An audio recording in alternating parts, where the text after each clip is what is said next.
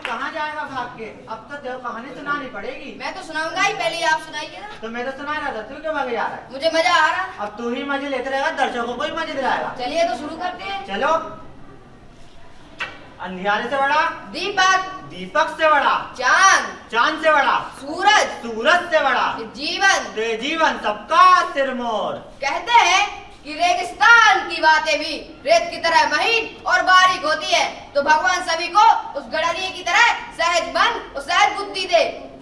धूप और चांदी से सराबोर किन्हीं 60 टीलों के बीच एक विशेष टीला था, जहाँ पर सावन के नए चांद पर एक शानदार मेला लगता था।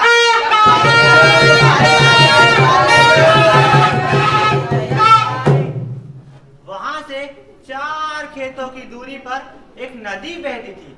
नदी का पाट काफी चौड़ा था। हल्की सी बरसात से भी एक बार तो नदी आती थी। उस विशेष टीले का ऐसा ही चमत्कार था।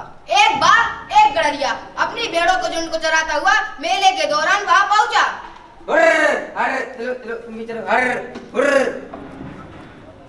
भेड़ें तो अपनी जरूरत अनुसार चरने में लगी हुई थी, मगर वो गडरिया लोगों का जमावड़ा देख हैरान रह गया।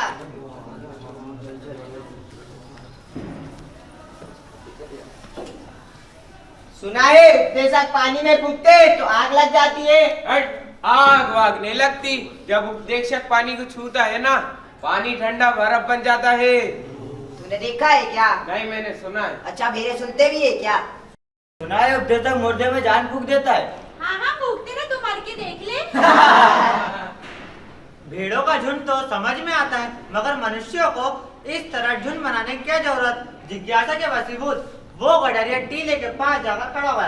टीले के पास कुछ ही दूरी में एक बूढ़ा उपदेशक लोगों को उपदेश दे रहा था।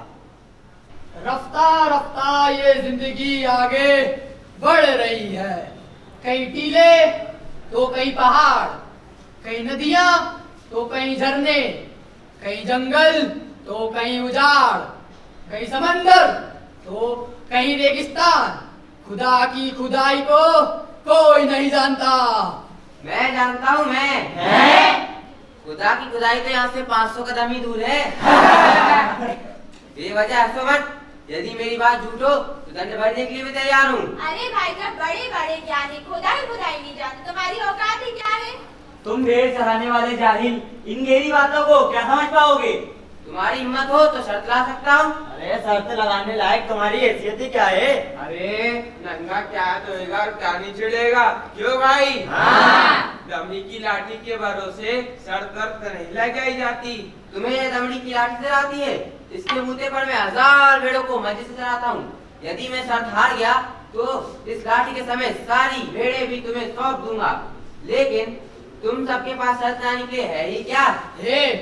आजा आजा आजा आजा आजा आजा आजा आजा आजा आजा।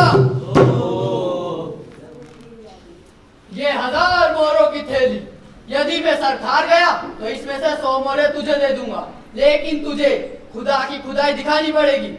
यह भी कोई छिपाने की बात है? सभी लोग जी भर के देख रहा। चलो मेरे साथ, मैं दिखाता हूँ खुदाई खुदाई।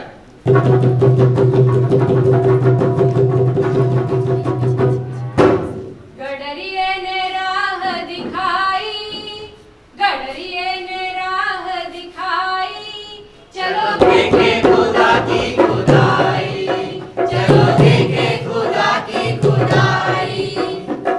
आगे गडरिया बीच उपदेशक, आगे गडरिया बीच उपदेशक, और पीछे भीड़ सारी आई, और पीछे भीड़ सारी आई। चलो देखे खुदा की खुदाई, चलो देखे खुदा की खुदाई, चलो देखे खुदा की खुदाई, चलो देखे खुदा की खुदाई, चलो देखे खुदा की खुदाई। नदी में कहीं कहीं गड्ढे भरे थे। बजरी से चमकता पाट दूना चौड़ा दिख रहा था।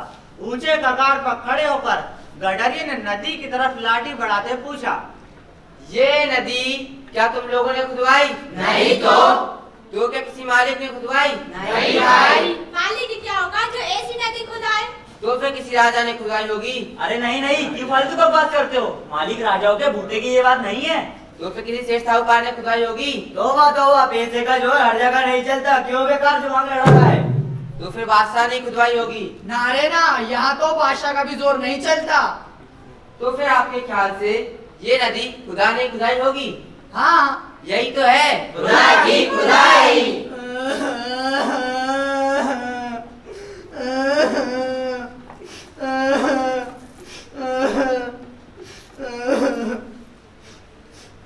मुझे क्या एकदम मूर्ख समझ रखा है? भेड़े चराना तो मेरा धर्म ही है। आसानी से स्वाद थोड़ी करोगे कि मुझे मनुष्य के हृदय के आर पार भी दिखाई देता है। कहो तो आपके मन की बात बता दूं? यदि नहीं बता सका तो? मोहरे वापस लौटा दूंगा। नहीं, सिर्फ मोहरे लौटाने से काम नहीं चलेगा। ये तो मेरी थी। यदि तू ये शर्त जीत गया तो तुझे 200 मोहरे दूंगा, और यदि तू ये शर्त हार गया तो 200 मोहरों के साथ अपनी सारी भेड़ भी मुझे सौंप देना। भेड़े हत्याने की ऐसी इच्छा है तो ले लेना, लेकिन ले चलाना उपदेश देने जितना आसान नहीं। एक दिन में ही तौबा कर जाओगे। तुझे इसे क्या लेना देना? चल बहाने मत बना, जो कहा है वो करके दिखा और शर्त जीत ले।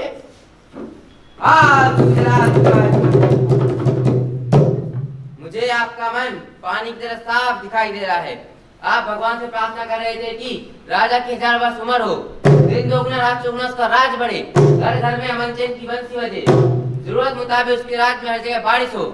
बताइए आपके मन में ये चारों बातें थी कि नहीं? हाँ हाँ बताइए। अरे इनका चेहरा तो देखिए, चुप्पी है, बोलिए। हाँ।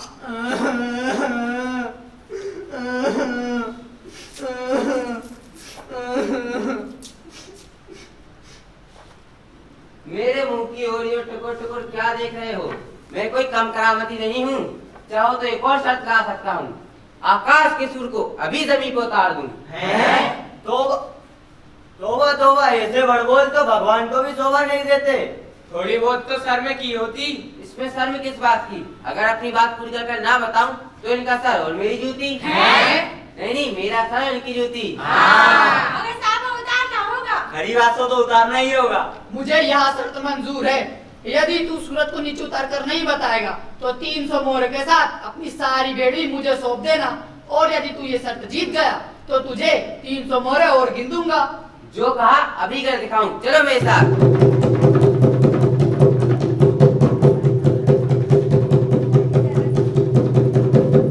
गडरिये का ये कहना हुआ कि सारी भीड़ गडरिये के साथ चलने लगी। उपदेशक के पास सबसे आगे थे। गडरिया एक बड़े गड्ढे के पास आकर रुका। निर्मल पानी के भीतर चमकते सूरज को लाठी बढ़ाते उसने पूछा, ये क्या है? सूरज। आप बताइए, ये सूरज है या चांद? भला दिन के समय चांद की तो सकता है। हाँ, कैसे हो सकता है? अरे भाई, तुम इतना भी नहीं जानते? मैं तो भेड़ और कुदरत के अलावा कुछ नहीं जानता। यो सूरज और चांद को नीचे उतारना ठेठ बचपन में ही सीख लिया था। ये तो हर कोई जानता है, मैं भी जानता हूँ। तो फिर शर्त क्यों लगाई थी? अब हार जीत का फैसला आप ही लोग करिए, कौन हारा कौन जीता।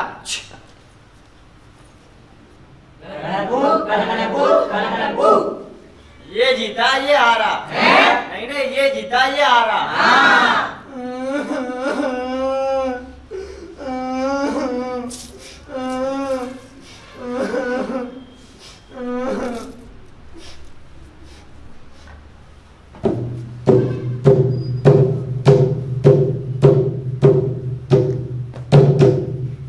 अभी तक तो मैंने तेरे कहे मुताबिक शर्त लगाई और मैं 3 बार हारा, जिसका मुझे कोई पछतावा नहीं है। थोड़ा सा है, पर एक शर्त तुझे मेरे कहने से लगानी होगी। आप क्या सोचते हैं मैं आनाकानी करूंगा? जो शर्त कहे वही शर्त लाने के लिए तैयार हूँ, ये भी मन में मत रखना। मगर मेरे भाई, सोच विचार कर टेढ़ी से टेढ़ी शर्त आना, कम से कम एक बार तो जीतो। सूरज को जमीन पर उतारने वाले करामाती के लिए यह तो एकदम आसान मसला है। अगर तू ये शर्त जीत गया तो तुझे 400 मोहरे देकर ये थैली में झाड़ दूंगा। चल बता, इस धरती का केंद्र बिंदु कहाँ है? मैं तुम्हारे मन का भेद पहले ही समझ चुका था, इसीलिए धरती के बीचों बीच खड़ा हूँ। ये रहा धरती का केंद्र बिंदु। यदि कोई भी वहम हो तो नाप कर देख लो। है क्या कोई वहम? है क्या कोई वहम? है क्या कोई वहम? है क्या कोई वहम? नहीं।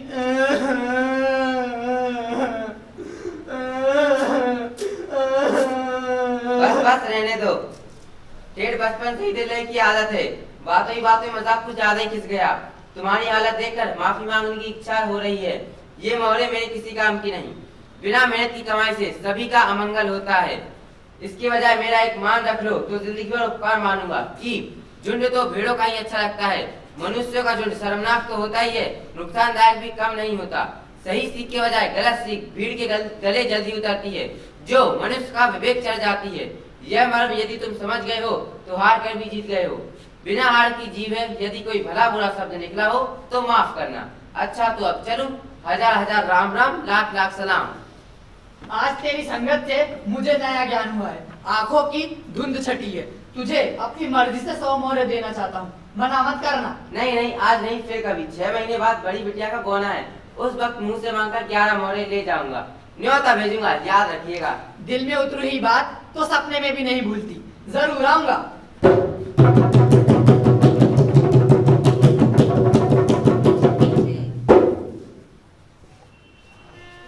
शिक्षा बुद्धि और तर्क से मिटते अगर मगर,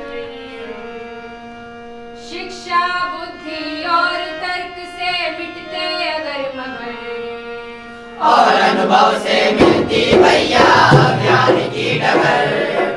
और अनुभव से मिलती भैया ज्ञान की डगर।